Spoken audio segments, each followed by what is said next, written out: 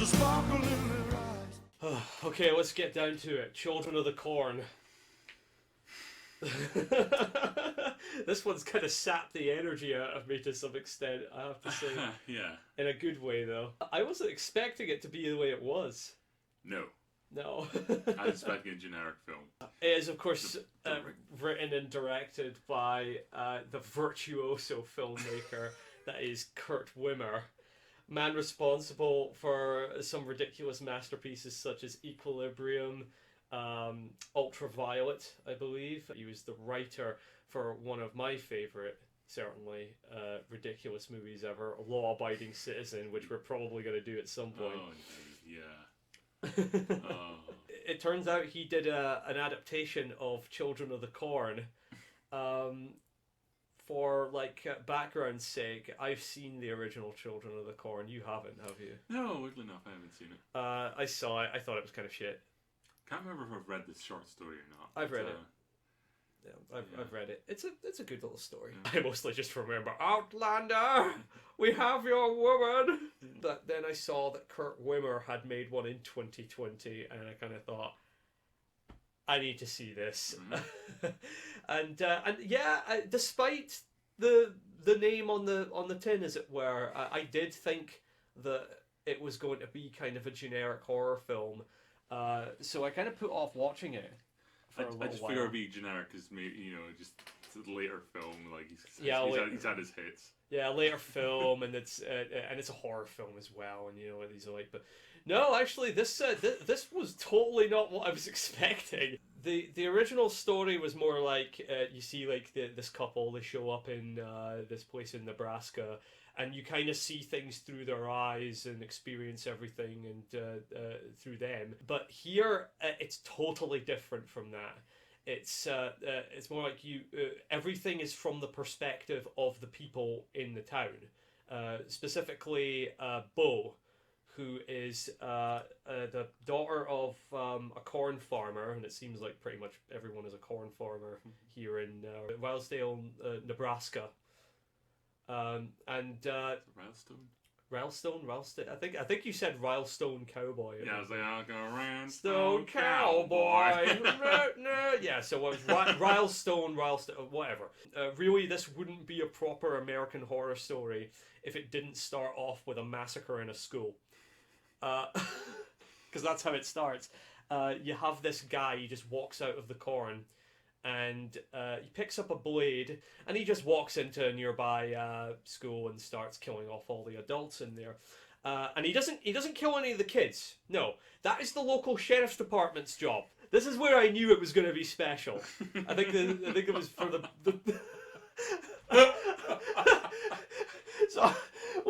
So picture the scene, okay? You're a rural country sheriff.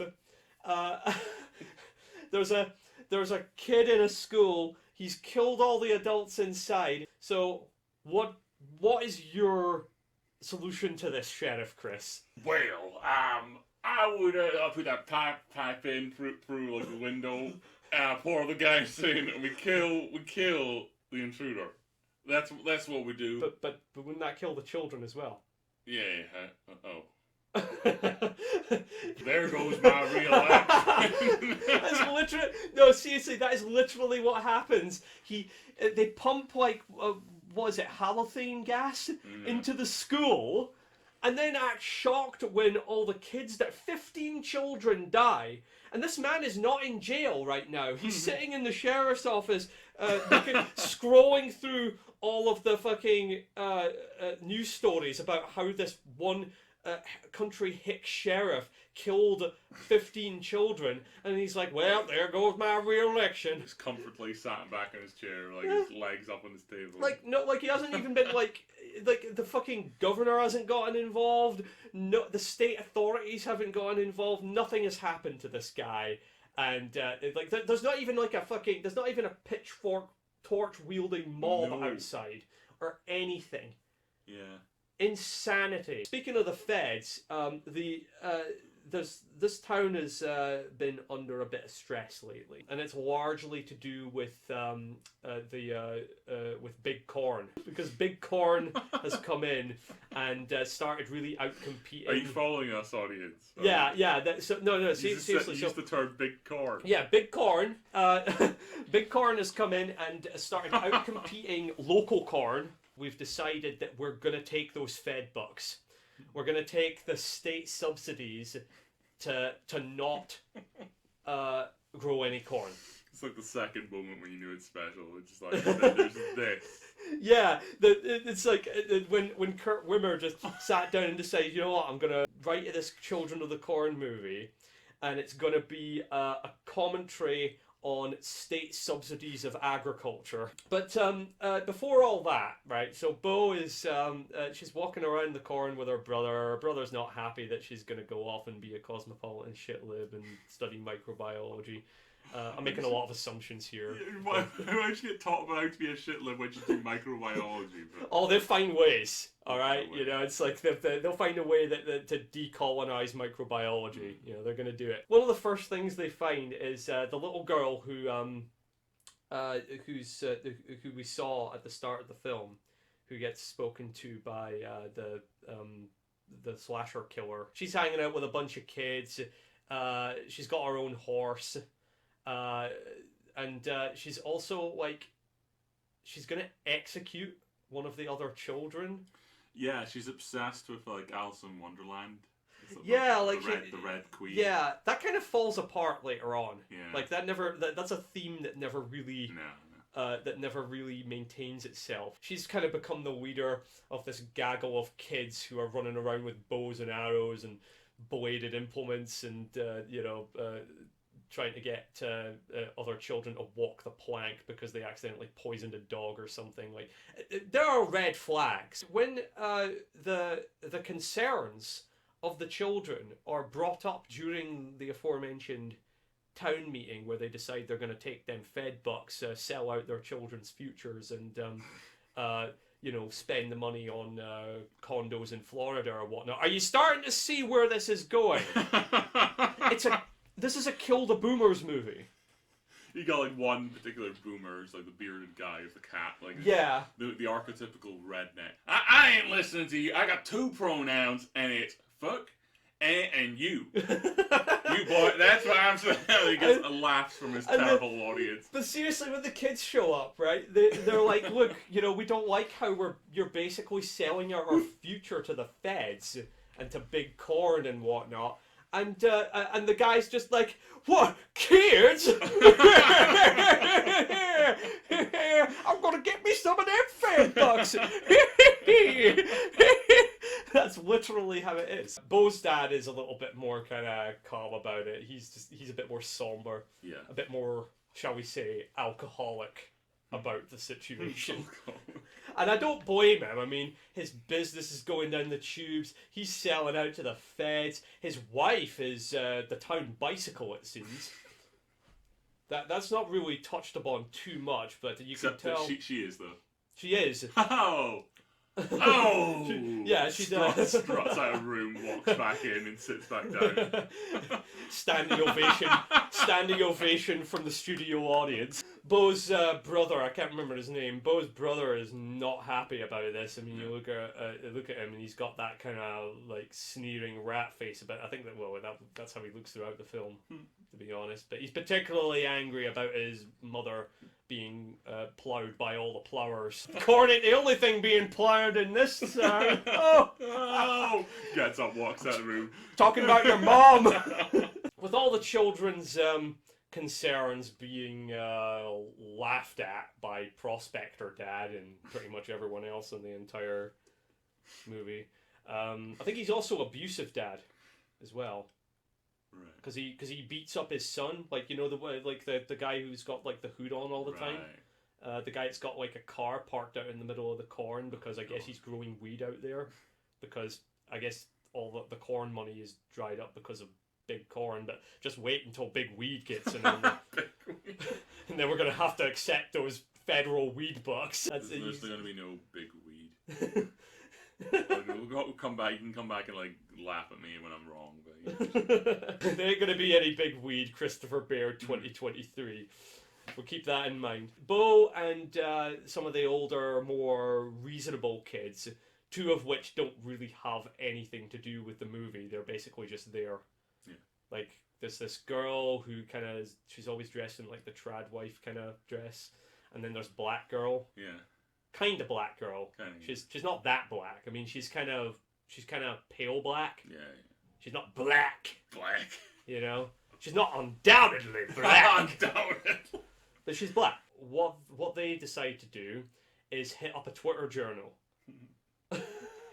So they're gonna hit up the Twitter journal and get her to come out, and I don't know, just write an article for CNN about boomers. I don't know. Like, Yeah, what does it do? I don't know what their plan was. When she catches Eden and the other kids painting the roots of the corn with pig's blood, which again, is anyone doing anything about this? Nobody. She tells them, right, why don't you go and tell your parents that my dad wants to have a meeting at the courthouse tonight at like 10 p.m. or something. Her and her brother basically handcuff their parents, and they're like, look, trust us, this is for the best, okay? We're gonna stop Big Corn from coming in here, and you're not gonna accept those Fed bucks. And so they take the parents out to the local courthouse, and all they find is Eden and this one other kid just sitting outside, and she's great in this movie. Oh, This kid, she is just like, she manages to portray like a very kind of irreverent evil. It was just very impressive for a young girl. You know. Yeah, it's very interesting. Yeah, and when you consider that the villain of the original movie was actually played by an adult, it was like that's right. yeah, It's that guy. the kid Isaac, I think is his name in the movie, is played by an adult with it's one of those guys that has like the weird sort of midget syndrome. It's not midget, but it's like got I don't know the politically correct term. Midgets. The midget syndrome. So this guy has midget syndrome, but this girl doesn't. She's an actual kid, and she does a great job. You know what else she does a great job at? Killing standard Stephen King abusive dad. And she does it by hanging him off the back of a horse. Yeah. And that's when, you know, shit's gotten real. It wasn't when, you know, they were trying to feed the corn with pig's blood. No, that's not when it got real. It was this, when fucking abusive prospector dad got... Oh, I'm calling him Prospector. He's not Prospector. No, he's just like white trash. I'm gonna get me a Florida condo. Unbeknownst to everyone else, this little girl has been under the influence of He Who Walks Behind the Rose. So, He Who Walks Behind the Rose has radicalized these children into a revolutionary takeover of society in which they murder the bourgeoisie boomers that are selling out their future to big corporations. Yeah, so this is the movie. Yeah, of all things. You can't believe it. Of all things, this is the movie that manages to grasp exactly what is going on. Kurt Wimmer has his finger on the pulse. It's lunatic. I can't believe it. I can't believe it. He did it. I'm proud of him. Nobody pays attention to Kurt Wimmer except us. Like, we're the only two people who are actually interested in it. Like, Everyone loves Equilibrium. Equilibrium. Everyone loves that movie. That's like if 1984 was like written by an awesome 12-year-old. Fucking Christian Bale was John Wick before John Wick in that movie. You know, it's called Ultraviolet has anime adaptation. Did Ultraviolet Ultraviolet the movie came first. So that came first, and it got an anime adaptation. Yeah. Well, there you go. Yeah. You know, if that's not another reason to check out this man's filmography, I don't know what is. Seriously, though, check out Ultraviolet, but don't do it on LSD for the love of God. Not that I did, or anything. I don't know why I said Oh, that. For the love of God, don't do it. I don't know what will happen, but for the love of God, don't do it. So the kids stage a revolutionary Marxist takeover of this small Nebraska town. There's burning cars in the background. They take all the adults and they trap them in the jail cell at the local sheriff's office, including the sheriff and everything. Hooded weed smoking boy decides he's going to try and be the hero. It doesn't go well for him. Did him and Bo have a thing? Maybe. It kind of like, I mean, it doesn't matter. No. Because the only person getting hit here is him with a baseball bat across the face. That's God. That was one of those moments where I was like, holy shit, yeah, we're getting something out of this movie. We really are. Yeah. She like gasses them all. She does what the fucking sheriff did. Who is barely relevant. I'm guessing the sheriff did not grasp the irony of this. No, no, he was just generically angry. Just generically fucking oblivious. I can't believe what was that? You little bitch or something. It's like, you little bitch. It's like generically angry and also kind of oblivious sociopathic sheriff who doesn't seem to have any guilt over the fact that he killed 15 children. But I guess he's getting his comeuppance now. She takes a bunch of the adults that she gassed, including, I think, the sheriff and also Bo's town bicycle mother, 304 mother. 304? What's that? 304, it rhymes. Sticks them in that big hole where they were painting the roots with the pig's blood. And the kids have these fucking bulldozers and diggers, which they then use to just bury all of the, like, almost all of the adults in the town, like, just in this big mass grave. Revolutionary takeover, mass graves. Yeah. Kurt Wimmer's been doing his fucking history research. I'm really impressed by this. This is fantastic. That fucking pose that she does in front of the digger, when it's like she's got, I was like, yo, you could see that. That's a fucking Soviet propaganda poster right there. You know? Join the revolution. Yeah, just her posing. That's amazing. You could make a proper poster out of that. It's excellent, you know? Is it bad that I'm kind of on her side? A little bit? I don't know. So at this point, Bo is just like, what the fuck is going to go on? Because the idea was that they were going to just have a trial. Like, they were going to take these adults over to the court, and they were going to get this Twitter journal to come to the town. As you know, you said she looks like how you... Oh, yeah. I mean, you look at her picture, like, because they show, like, her profile on some generic social media site, like a LinkedIn type thing or whatever, and she looks exactly how you would expect. Yeah, just like the smarm, just like that. Yeah, she's got the smarm, you know, the sense of superiority over you, you know. So, like, again, Kurt Wimmer, finger on the pulse, knows what he's doing. He knows what he's talking about. Yeah, so the idea was that they were going to have a trial with this journalist present of the kids taking their parents to trial. But this, of course, resulted in a fucking Bolshevik takeover of society and a fucking mass grave. And, of course, as is natural in a lot of these takeovers, the press also gets it too.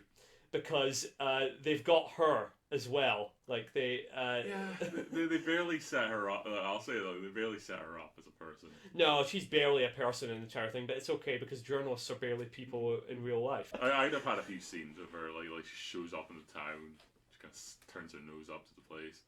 Yeah, we needed a bit more. You need some. We need a chance to hate her. They hang her up on this weird fucking rack thing with the chains around her arms, and then the man himself shows up. Does he show up in the original first movie?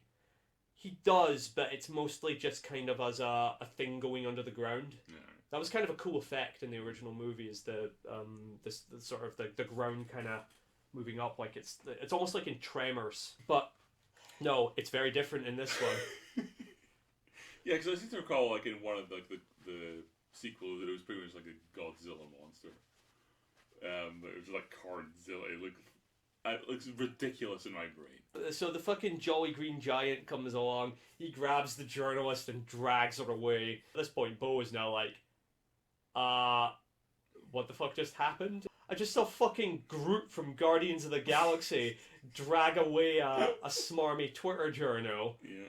I don't know how to... Absolutely destroyed, like ripped. Oh god, yeah, she gets destroyed, like, because she gets chased into the corn, and she finds that little clearing where the pothead's car was. Yeah. The Jolly Green Giant's like, ho ho ho, fuck you. Tears her apart from the groin down. Thankfully, it's from a distance, but oh my god, like, that's the worst shit I've seen since Bone Tomahawk.